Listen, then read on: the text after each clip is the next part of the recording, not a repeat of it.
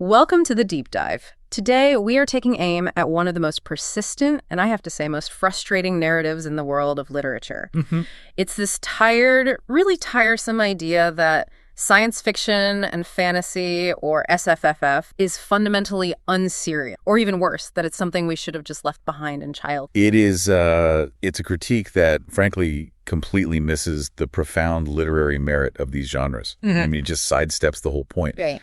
Our source material today, we have a fascinating stack of research notes, some literary analysis, and a few deep-cut articles. It all demonstrates that SFFF is not just capable of exploring difficult subjects like grief, trauma, and depression. It does it in a way that other genres can't. It often does so with a unique, insightful power that, standard literary fiction simply cannot access in the same way. Okay, so let's unpack this and define our mission for this deep dive. We're moving far beyond the simple, kind of dismissive concept of just escapism. Way beyond. We are talking about using the tools that are totally unique to these genres. Magic, aliens, impossible technologies, strange creatures, to take something that's inherently internal, invisible, and profoundly. Yeah, making it physical. Exactly. Making it external and visible. Our mission is to really examine specific examples of SFFF that turn this deep internal human pain into external observable metaphor, allowing the reader a completely unique, safe, and I think powerful form of emotional process. That degree of separation is absolute key. And the catalyst for a lot of the analysis we reviewed today was the stunning example of magical realism, A Monster Calls by Patrick Ness. An incredible book. It's a powerful, highly acclaimed book that tackles the grief of losing a parent head on, but it filters that reality through the appearance of a massive, ancient,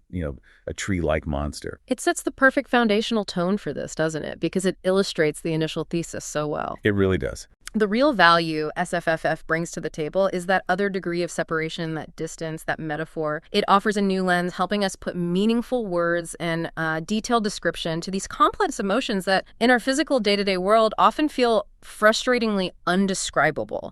I mean, if someone asks you to describe the shape of depression or the color and the weight of long-term loss, standard language often fails us. SFFF gives us tangible narrative tools to actually answer those questions. Yeah, it doesn't just describe the presence of pain. It gives that pain a tangible physical presence you can actually point to and analyze. And that intentional externalization of internal pain is our core argument for this first section. We need to discuss how SFFF utilizes magic and speculation to externalize those internal emotional states, giving not just a voice, but a physical, observable form to difficult concepts. Right. And when we talk about powerful, widely accepted metaphors, there is no better, more recognizable example of this in modern fantasy than the world created by J.K. Rowling. We have to talk about Dementors. Dementors are the absolute touchstone here, and their lasting power in popular culture is, I think, a testament to the success of this specific speculative device. They are magical creatures, yes, but more importantly, they are the perfect physical manifestation of despair, of nihilism, and that crushing weight of depression. They really are. The articles we reviewed consistently point out that they represent everything dark and depressed, the draining, self-perpetuating cycle of depression itself, and the overwhelming weight of every horrible event or worst memory a person has ever. What's so profound about this particular literary device is that it bypasses analogy entirely.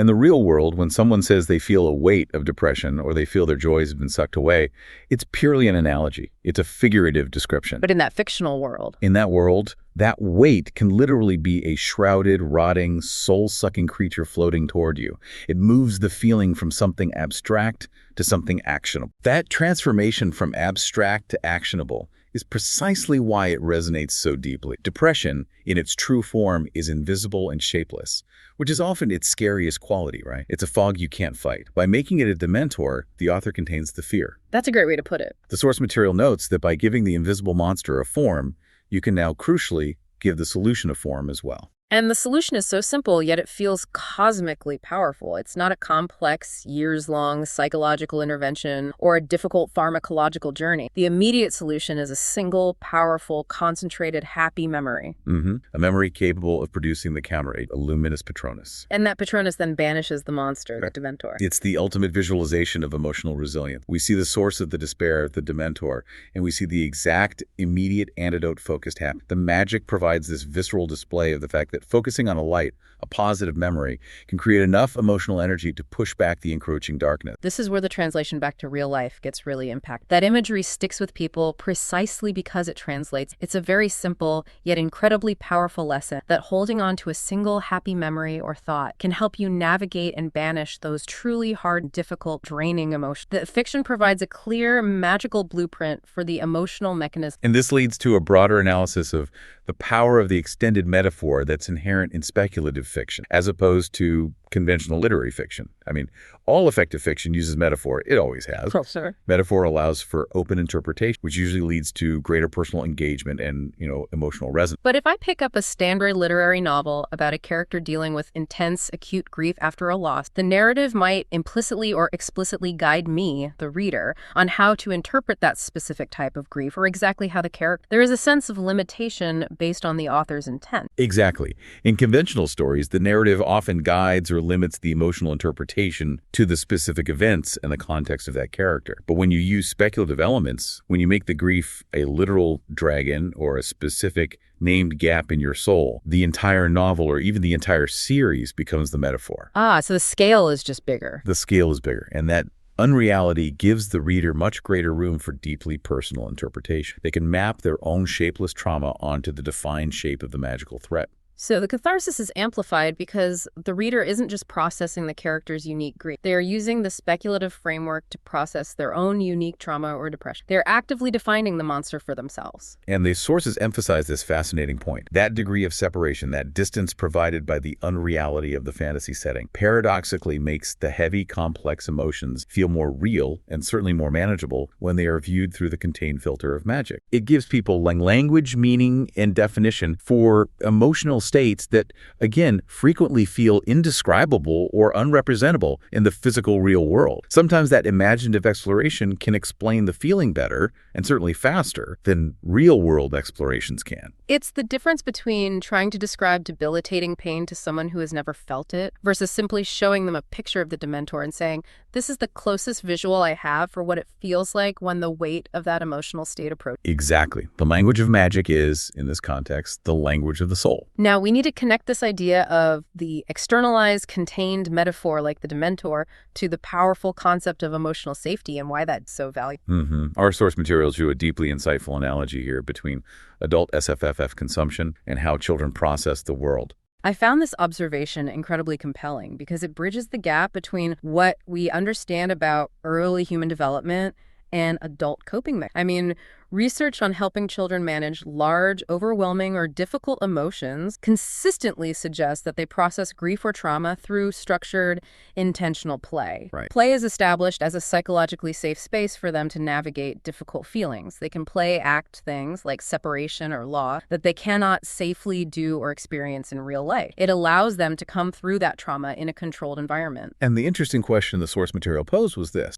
If we universally accept that children need that imaginative safe space for processing, why don't we apply that same understanding to adults? It seems so obvious when you put it. The argument follows that reading speculative fiction is simply a high-level, sophisticated extension of that necessary safe space. It allows adults to explore really difficult, complex, and heavy emotions like mortality, betrayal, or profound loss in ways that feel overtly unreal. Which paradoxically makes them feel safer and more contained for deep emotional engagement. It's like emotional training wheels, but for the soul. I can confront a truly traumatic event alongside a character, say, watching an entire civilization vanish. But because the character is also fighting a literal shadow lord or traversing dimensions, my brain knows this isn't my immediate real-world reality. That allows me to completely drop my immediate defense mechanisms and engage fully and honestly with the metaphor of the pain and the solutions they find. That psychological distance is crucial. Yeah. To illustrate this immediate personalized connection, we can look at a specific example the source material provided,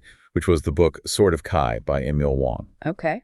The reader who reviewed this book highlighted that it used magical, often highly abstract or unreal elements, specifically intense, stylized fighting, and the literal process of sword having to express an unbelievably deep and complex feeling about the nature of early motherhood and its associated sacrifice. That's a fascinating leap. Traditional literary fiction about motherhood might detail, the logistics, the exhaustion, the emotional strain with realism. But how did the speculative book, using combat and magic, capture the essence of that feeling better? The insight insight was that traditional description is often limited to the observable struggle. The speculative narrative, however, used the fantastical element to capture the feeling of being remade by mother, the internal transformation, and the often invisible battle. The reader mentioned they didn't even know how to articulate the profound sense of identity loss and subsequent reconstruction that motherhood brought until they saw it expressed through the speculative lens of a warrior forced to take up a sword for reasons they didn't fully understand. It externalized that internal identity-based conflict. So it put a physical narrative voice to an intangible emotional experience that was previously too complex and hard to define. That is a powerful testament to the utility and, the psychological function of the genre.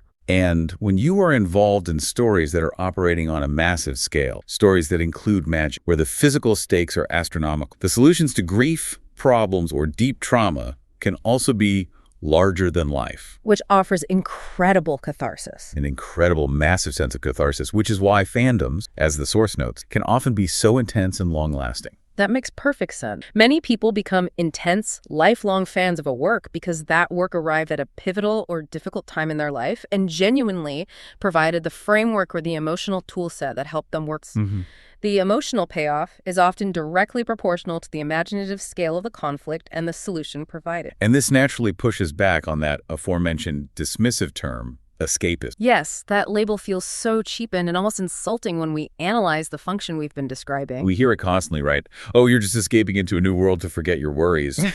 And while there is undeniably a level of aesthetic or intellectual escaping into a new world, the sources argue that calling SSFF purely escapism just cheapens what the experience actually provides. It implies a passive flight from reality. But the reality is that the reader is escaping to something, not just passively running from something. They are actively seeking context. Precisely. It's not about ignoring your worries for a few hours. By making the painful feelings physical, the genre provides a manifest exploration of the difficult feelings you're experiencing in real life. You are engaging with your own trauma through a proxy. It speaks directly to the reader in a profound, deep way and actively helps them overcome those things rather than just ignore them for a while. It's a form of active, imaginative engagement, not passive forgetting.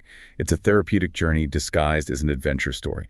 Okay, so now that we've established the general thesis, the utility of this externalized, contained metaphor and the safe exploration, let's move into some specific case studies that use unique SFFF devices to dissect trauma and mortality. Right. We need to look beyond pure drama and see how even levity and chronological distortion can facilitate profound emotional understanding. And for that blend of levity and profound insight, we absolutely have to turn to the genius of Terry Pratchett and his expansive Discworld novels, specifically focusing on the character who embodies the ultimate fear, death. Death in Discworld is a truly unique creature. He is often comical, highly funny, and speaks in those characteristic all caps. He's easily one of the most beloved characters in the entire series, despite his terrifying job. He really is. And Pratchett masterfully utilizes this levity and this pervasive satirical tone to achieve genuine, deep, undeniable meaning regarding human mortality. It functions like a philosophical Trojan horse, doesn't it? You come for the witty jokes and the absurd premise of a giant walking skeleton who loves cats and speaks to his granddaughter. But you stay because he is the primary vehicle for these profound explorations of the meaning of life, the concept of death, the nature of short lives, and the tragic reality of lives taken too early. The source material specifically calls out Death's characterization and his philosophical evolution, particularly in the book Reaper Man, as being deeply meaningful. The novel addresses what happens when death tries to take a vacation and life refuses to end naturally. It's a story about mortality, inevitability, and the value of existence, all wrapped up in a blanket of high-concept set. It's easy, because of the surrounding comedy, to look past the sheer depth, but it's undeniably there, forming the spine of the entire world. And we know the depth is absolutely reliable. Pratchett's most profound quotes are often seen in the wild, completely detached from the humorous context world. They retain all their philosophical weight even when they are just text on a screen. They stand completely alone as genuine, highly cited societal and philosophical commentary. The articles provided a perfect example that is constantly referenced, the famous Boots theory of socioeconomic unfairness. Right, the Vimes-Boots Index. It's the quote where a wealthy person can afford the quality, durable boots that last for 10 years, whereas a poor person can only afford cheap boots that wear out quickly, forcing them to buy new ones constantly and costing them exponentially more money in the long run. That quote is cited everywhere as one of the most concise, brutal commentaries on class structures and poverty traps ever written. And it comes from a fantasy novel. Exactly. And it illustrates Pratchett's unmatched ability to imbue his satire with incredible sociological and philosophical depth, even when delivered by a man with a scythe and an anthropomorphic horse named Bink. You might pick up Discworld for a laugh, but the source notes you leave with a profound new way of viewing the human condition, and in this context, how we approach mortality and grief. So the immediate takeaway here for the listener is clear. If you need a more humorous or satirical look at grief, one that allows you to engage with the darkness through levity, but one that remains deeply meaningful and thoughtful, then the death storylines in Discworld are highly effective. Moving on from satirical profundity, let's transition to case studies that explore trauma not by physicalizing a monster or personifying mortality, but by fundamentally breaking the timeline viewed through the lens of temporal distance. Right. This combines two very different but conceptually linked works, Slaughterhouse-Five by Kurt Vonnegut and the short story collection Stories of Your Life and Others by Ted Chiang. The speculative mechanism uniting them is the ability to see the future, or, in the case of the fictional aliens, the Tralfamadorian, to step entirely outside of a normal linear human timeline to process massive trauma and grief. And just for context, for those who might be less familiar with the Chiang collection, the short Story of Your Life is what inspired the movie Arrival. A film which is widely recognized as an excellent adaptation that really captured the emotional and philosophical weight of that time-altering concept. Both stories ask these fundamental, truly profound questions about the ultimate value and the emotional calculus of difficult experiences when you know the entire sequence of events simultaneously. Humans are stuck living linearly, we experience the pain, and then we wait for the healing. Right. But what if you could perceive your entire life at once? What if you knew every heartbreak, every loss, and every moment of joy simultaneously? This speculative mechanism forces the character, and by extension the reader, into a new philosophical position. It raises intense questions about the acceptance of fate and the weight of experience. If you know that a period of immense grief is coming, but you also know that the grief is the direct prerequisite for a profound love or a critical moment of self-discovery. Does the sorrow ultimately outweigh the happiness? Exactly. How do you value the difficult experiences, knowing they led you to something worthwhile? The sources highlight that this non-linear perspective, ultimate tool for philosophical acceptance, by viewing trauma as merely one point on an established tapestry, rather than a catastrophic, isolated event, the pain is contextual and, in a way, diminished. The Vonnegut example, Slaughterhouse-Five, uses this removal from linear time, the Tralfamadorian concept of time, to process the narrator's horrific wartime trauma. And the famous phrase from that novel, "So it goes," So it goes, which is used every time someone dies or something terrible happens. It highlights that dark, almost indifferent, yet ultimately deeply cathartic view on life events. It's the ultimate acceptance of things outside of your control, viewed from a cosmic alien. The exploration of trauma in these works would be impossible without that specific element of unreality, the ability to detach the events from the exhausting moment-to-moment human time. It is a speculative way to achieve the highest, most detached level of philosophical. Okay, so for our final section, we need to shift focus. We move from externalizing internal pain and viewing it from a distance to the utilization of magic specifically for deep healing and repair. Right. Often after the grief or trauma has manifested physically, spiritually, or... And the gold standard for excellent, sustained, nuanced representation of mental health struggles in modern SFFF is, I think, unquestionably the Stormlight Archive by Brandon Sanderson. Absolutely. The character arc of Kaladin, who's one of the main protagonists, he struggles profoundly with clinical depression. And that is the reason this series is so widely discussed in mental health circles. It really... The sources highlight why this representation is so valuable and true to life. He never gets to permanently defeat the depression. It's an internal war that he is constantly struggling and living with a true chronic condition while still managing to succeed, to lead armies, and save the world. And watching him push forward despite that internal invisible battle is profoundly meaningful to readers who recognize that struggle in themselves. But the brilliance of the series, when we talk about using speculation to manage trauma, goes beyond just the brilliant character study of Kaladin. It lies directly in the central magical mechanism of the world, the spren and the spirit web. Okay, this is where we need to introduce some of the deeper terminology for listeners who might not be familiar with the specifics of the world. Right. So, in the Stormlight Archive, heroes gain magical powers through symbiotic relationships with magical entities called spren. Crucially, these spren are not drawn randomly to the physically strongest or the mentally toughest. They are primarily attracted to people who have experienced immense trauma,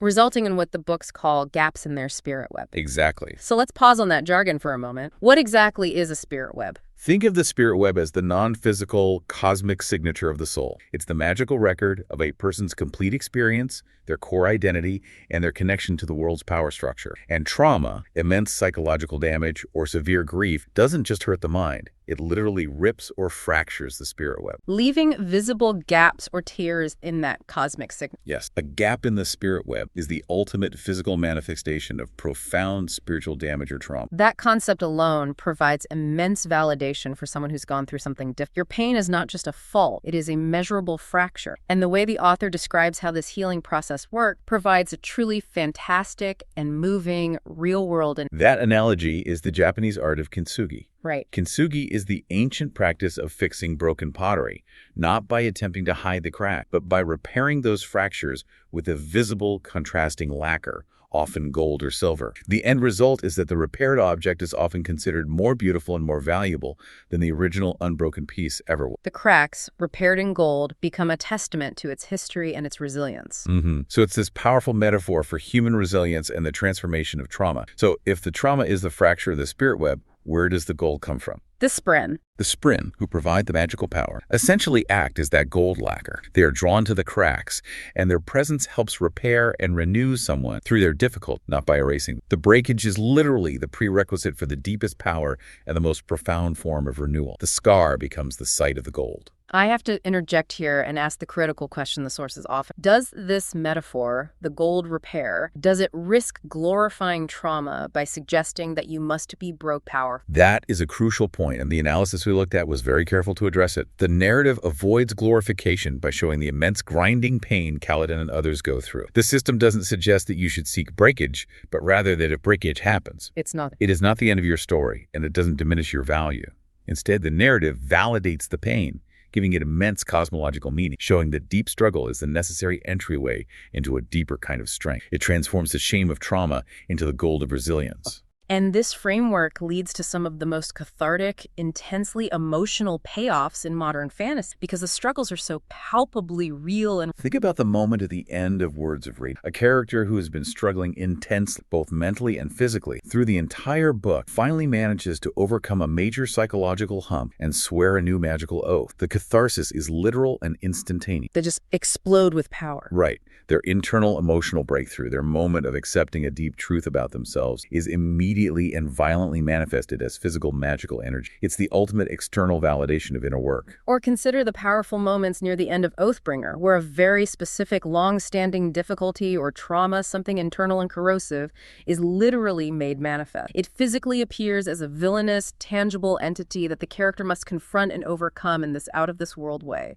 It takes the common therapeutic advice, you must confront your inner demons, and makes the demons literal physical opponents. It's an incredible example of using magical means to describe the intense, messy process of grief and trauma resolution, giving a voice and a beautiful restorative frame to internal pain. Our final case study shifts focus to another monumental classic series, The Wheel of Time by Robert Jordan, completed by Brandon Sanderson, and specifically focuses on the internal surgical repair of the main character, Rand al'Thor. And it's important to acknowledge the scope here. We're discussing a commitment of thousands of pages across many books. It's a huge series. It is. But the scene we are focusing on, which occurs in books 12 and 13, is intensely impactful and provides a different look at magic's role in deep internal healing. It's not about gaining power from a crack. It's about seeing the injury for the first time. Rand al'Thor, the main character, has endured a seemingly insurmountable amount of hardship, physical torture, possession, forced isolation, immense responsibility, and near total emotional collapse. By this point in the series, he is struggling deeply with resulting trauma and what is clearly clinical depression. And this is where the character Nynaeve, who is known as one of the most powerful and dedicated healers, comes into play. She wants desperately to help him, leading to a highly significant scene where she uses magic, specifically a form of channeling the One Power, to look deep into him, almost microscopically.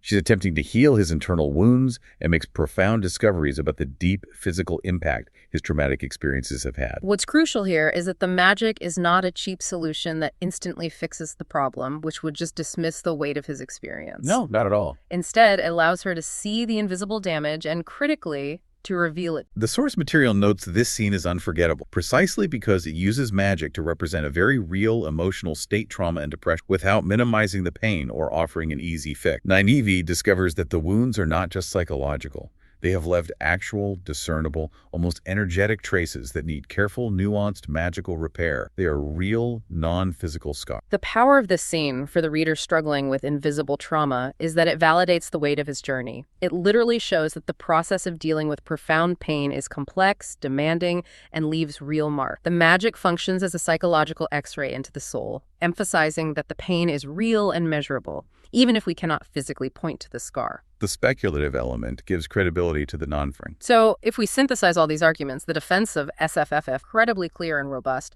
This genre handles serious, difficult subjects: grief, trauma, identity, depression, with profound literary depth. And it often surpasses conventional literary fiction, precisely because it offers unique tools that conventional narratives lack. Externalized metaphor that contains the fear, temporal distance that allows for philosophical acceptance, and the concept of physical repair and renewal built on the premise that brokenness can lead to a deeper, more valuable form of strength. So like the kintsugi concept. Exactly, like kintsugi. We started by noting that some magical realism is shelved as literary fiction and is taken seriously, while the core genres of SFFF often still face a general dismiss or that child label. And that dismissiveness, when faced with the literary and psychological function we've described, is clearly baseless. The unique and powerful way that SFFF explores difficult human experiences by giving the internal, external shape and scale is why readers consistently return to it. Right. It's often more interesting, deeper, and profoundly more applicable to the processing of real emotional life than critics give it credit for. It is doing the hard philosophical work while simultaneously entertaining with magic and swords. We've spent a lot of time on the kintsugi analogy, the idea that the gold repair makes the broken spirit web more beautiful and more valuable than the original. This is the ultimate narrative of trauma, and it gives rise to one final, open-ended thought for you, the learner, to explore on time. We've seen SFFF use magic as the golden repair. So the question remains, what is the real-world equivalent of that golden repair? What non-magical art, philosophy, or practice, whether it's formalized storytelling, profound therapeutic practice, or perhaps a different form of artistic creation, similarly transforms profound human pain into something recognized and valued as more beautiful or more valuable than the pain? That is a deep dive for the soul and a perfect place to leave our exploration today. Something to chew on long after the Dementors have been banished in the sword. Indeed. Thank you for sharing your sources with us today. We hope this deep dive encourages you to continue exploring the profound literary depths of the SFF world. Until next